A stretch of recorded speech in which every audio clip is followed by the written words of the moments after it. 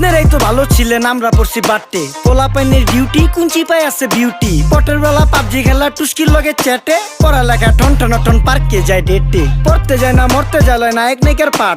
চিপাই চাপাই restaurant আর VIP flat. এই শহরে খেলাধুলার নায়িকা কোনো মাঠ। বাচ্চা লইয়া মসজিদ গেলে বুইরারা দেয় ঘাট।